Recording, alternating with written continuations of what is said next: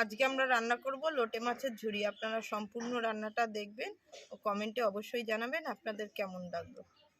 এখানে আছে 500 গ্রাম মত লোটে মাছ। আমি লোটে মাছ রান্না করার জন্য এখানে নিয়ে নিয়েছি একটা আলু বড় সাইজের, একটা টমেটো, 3টে মিডিয়াম সাইজের পেঁয়াজ, একটা রসুন, আর এখানে 1 ইঞ্চি মতন আদা আছে কাটা, আর এখানে 4-5টা কাঁচা লঙ্কা কুচি করা, আর আছে ধনে পাতা। মশলা আমি কি কি নিয়েছি আপনাদের একটু দেখিয়ে দিই। নুন, হলুদ, লঙ্কার গুঁড়ো, সাদা জিরে, আর কয়েকটা তেজপাতা, আর সর্ষের তেল। এই যে আলুগুলোকে আমি ছোট ছোট করে কেটে নিয়েছি, পেঁয়াজটাকে কুচি করে নিয়েছি, টমেটোটাকেও কুচি করে নিয়েছি, লঙ্কা কুচি, আর আদা রসুন তো বাটবো। এই যে আমার কড়াই গরম হয়ে গেছে, আমি একবারে তেল দিয়ে দিলাম। এই তেলেই আলু ভাজা, পেঁয়াজ ভাজা সব একবারে মাছটা হয়ে যাবে। এই যে তেল আমার গরম হয়ে গেছে, একটু জিরে ফোড়ন দিয়ে দিলাম, দিয়ে আমি এবার আলুটা দিয়ে দেবো।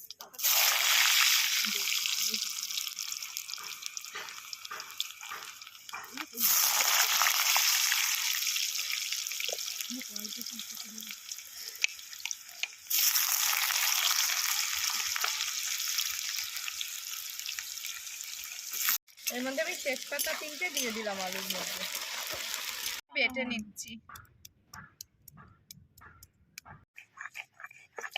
রসুনটা আমার বাটা হয়ে গেছে, আমি তুলে নিলাম। 1.5 চামচ সাদা জিরে, এর মধ্যে আদাটা দিয়ে বাটবো।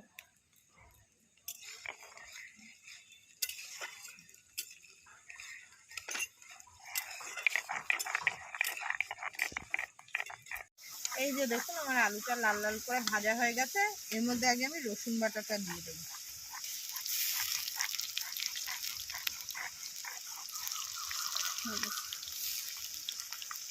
রসুন বাটাটা দিয়ে নাড়তে থাকবো।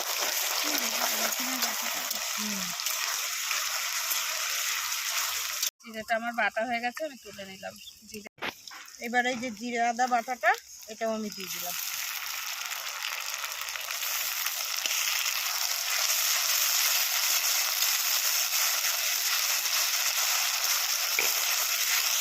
এবার আমি পেঁয়াজটা দিয়ে দিলাম, লঙ্কাটাও দিয়ে দিলাম। যে 4-5টা লঙ্কা কাটা ছিল ওই লঙ্কাটা দিয়ে দিলাম।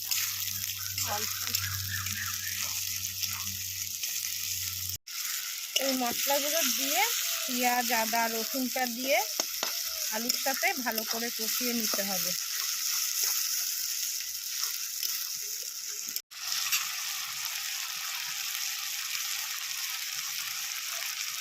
এখানে বড় চামচির 1 চামচি আর একটুখানি নুন দিলাম।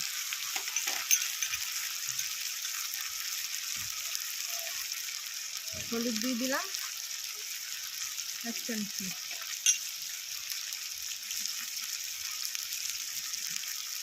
লঙ্কার গুঁড়ো দিলাম 1 চামচি,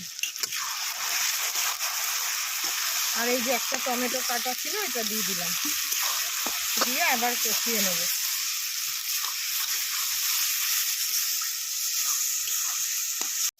এই যে দেখুন আমার মশলা পুরো কষে গেছে, এই যে মশলায় তেল দেখা যাচ্ছে, মশলায় তেল দেখা যাচ্ছে। এবার আমি মাছটা দিয়ে দেবো মশলার মধ্যে।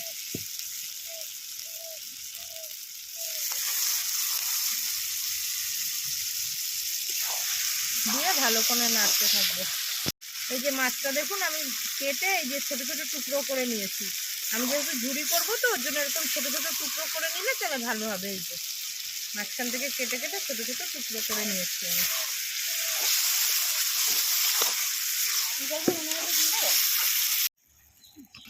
এই যে মাছটা তো আমার এরকম হয়ে গেছে। এবার যতক্ষণ না মাছের জলটা শুকায়, দেখুন জল জল ভাব আসে, এবার আস্তে আস্তে নাড়তে নাড়তে মাছটার জলটাও শুকিয়ে যাবে, আর মাছটা সুন্দর একটা মাখা মাখা ভাব চলে আসবে। এই যে দেখুন আমি মাছগুলো দিয়েছি, এই যে মাছগুলো দিয়ে নাড়াচাড়া করাতে মাছগুলো সব মশলার সাথে এই যে মেখে গেছে।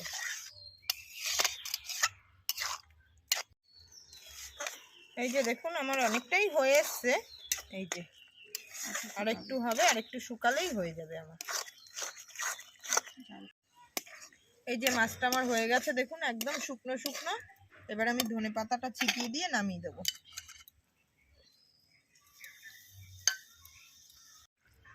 এই যে মাছটা আমার এবার সম্পূর্ণ হয়ে গেছে। এবার এই মাছটা তুলে নেব। আচ্ছা